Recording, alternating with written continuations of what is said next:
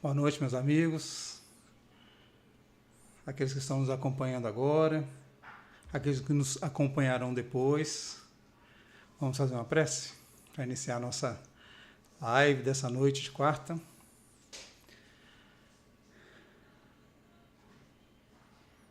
Senhor Jesus, muito obrigado por todo o apoio que temos recebido dos seus prepostos em teu nome. Que sejamos dignos, Senhor, das bênçãos recebidas e que as expectativas de mais alto possam ser concretizadas, materializadas ao nosso redor, aqui no plano físico. Que assim seja. Muito bem. Na noite de hoje, eu escolhi um texto do livro Boa Nova, que fala de um personagem que eu acho assim dos mais significativos do Evangelho. Joana de Cusa, está no capítulo 15, livro Boa Nova, psicografia do Chico Xavier, do espírito Humberto de Campos, ou Irmão X, se preferir. Ele diz o seguinte: entre a multidão que invariavelmente acompanhava Jesus nas pregações do lago, achava-se sempre uma mulher de rara dedicação e nobre caráter, das mais altamente colocadas na sociedade de Cafarnaum.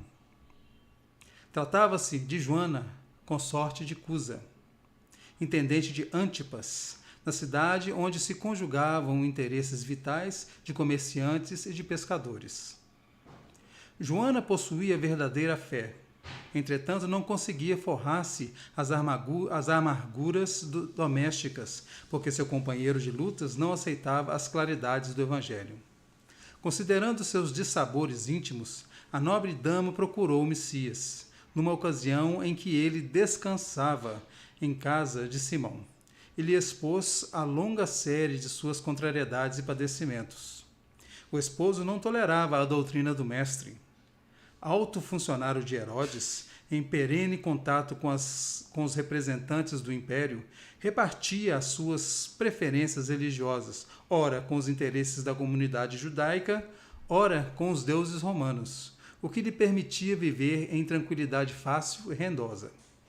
Joana confessou ao mestre os seus temores, suas lutas e desgostos no ambiente doméstico, expondo suas amarguras em face das divergências religiosas existentes entre ela e o companheiro.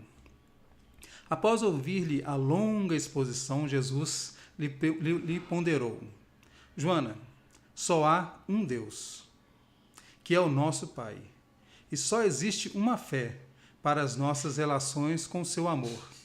Certas manifestações religiosas no mundo muitas vezes não passam de vícios populares nos hábitos exteriores. Todos os templos da terra são de pedra. Eu venho, em nome de Deus, abrir o templo da fé viva no coração dos homens. Entre o sincero discípulo do Evangelho e os erros milenários do mundo, começa a travar-se o combate sem sangue da redenção espiritual.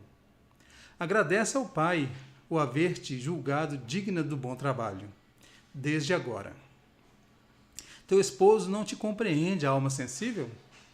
Compreender-te-á um dia. É leviano e indiferente? Ama-o mesmo assim.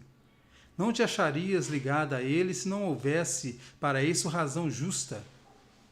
Servindo-o com amorosa dedicação, estarás cumprindo a vontade de Deus. Fala-me de teus receios e de tuas dúvidas. Deves, pelo Evangelho, amá-lo ainda mais. Os sãos não precisam de médico. Além disso, não poderemos colher uvas nos abrolhos, mas podemos amanhar o solo que produziu cardos envenenados, a fim de cultivarmos nele mesmo a videira maravilhosa do amor e da vida. Joana deixava entrever no brilho suave dos olhos a íntima satisfação que aqueles esclarecimentos lhe causavam, mas, patenteando todo o seu estado da alma, interrogou: Mestre, vossa palavra me alivia o espírito atormentado. Entretanto, Sinto dificuldade extrema para um entendimento recíproco no ambiente para um entendimento. Sinto dificuldade extrema para um entendimento recíproco no ambiente do meu lar. Não julgais acertado que lute por impor os vossos princípios? Agindo assim, não estarei reformando o meu esposo para o céu e para o vosso reino? O Cristo sorriu serenamente e retrucou: quem sentirá mais dificuldade em entender as mãos fraternas será o que atingiu as margens seguras do conhecimento com o Pai ou aquele que ainda se debate entre as ondas da ignorância ou da desolação, da inconstância ou da indolência do espírito? Quanto à imposição das ideias, continuou Jesus acentuando a importância de suas palavras. Por que motivo Deus não impõe a sua verdade e o seu amor aos tiranos da terra? Por que não fulmina com um raio o conquistador desalmado que espalha a miséria e a destruição com as forças sinistras da guerra? A sabedoria celeste não extermina as paixões, transforma-as. Aquele que semeou o mundo de cadáveres desperta às vezes para Deus apenas com uma lágrima. O Pai não impõe a reforma de seus filhos, esclarece-os no momento oportuno. Joana, o apostolado do Evangelho é o de colaboração com o céu, nos grandes princípios da redenção. Sê fiel a Deus, amando o teu companheiro do mundo como se fora teu filho. Não percas tempo em discutir o que não seja razoável. Deus não trava contendas com as suas criaturas e trabalha em silêncio por toda a criação. Vai, esforça-te também no silêncio, e, quando convocada ao esclarecimento, fala o verbo doce ou enérgico da salvação, segundo as circunstâncias. Volta ao lar e ama o teu companheiro com o material divino que o céu colocou em tuas mãos, para que talhes uma obra de vida, sabedoria e amor. Joana de Cusa experimentava um brando alívio no coração. Enviando a Jesus um olhar de carinhoso agradecimento, ainda lhe ouviu as últimas palavras: vai, filha, sê fiel. Desde esse dia memorável para a sua existência, a mulher de Cusa experimentou na alma a claridade constante de uma resignação sempre pronta ao bom trabalho e sempre ativa para a compreensão de Deus.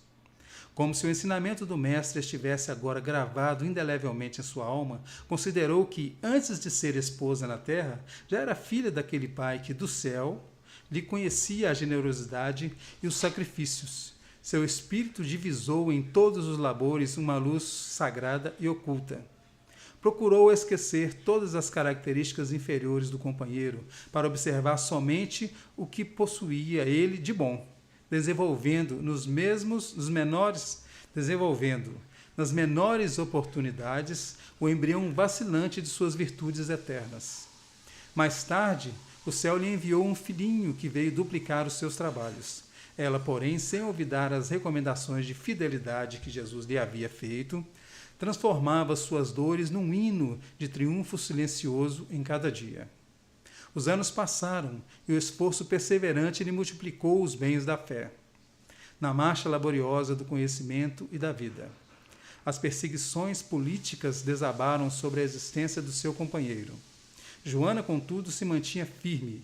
Torturado pelas ideias odiosas de vingança, pelas dívidas insolváveis, pelas vaidades feridas, pelas moléstias que lhe verminaram o corpo, o ex-intendente de Antipas voltou ao plano espiritual, numa noite de sombras tempestuosas.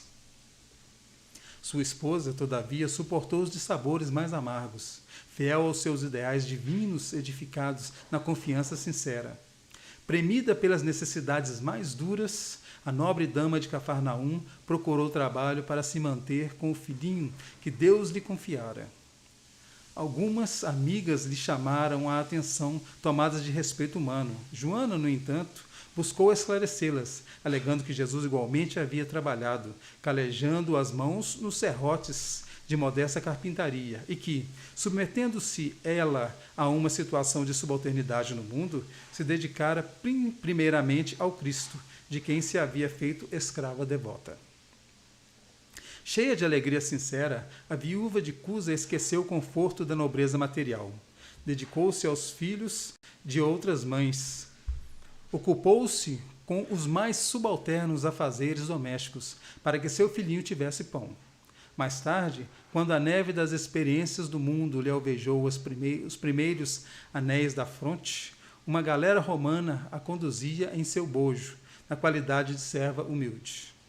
No ano de 68, quando as perseguições ao cristianismo iam intensas, vamos encontrar, num dos espetáculos sucessivos do circo, uma velha discípula do Senhor amarrada ao poste do martírio, ao lado de um homem novo que era o seu filho. Ante o vozerio do povo, foram ordenadas as primeiras flagelações. Abjura! Exclamava um executor das ordens imperiais, de olhar cruel e sombrio. A antiga discípula do Senhor contempla o céu. Sem uma palavra de negação ou de queixa, então o açoite vibra sobre o rapaz seminu, que exclamava, entre lágrimas, repudia Jesus, minha mãe. Não vês que nos perdemos?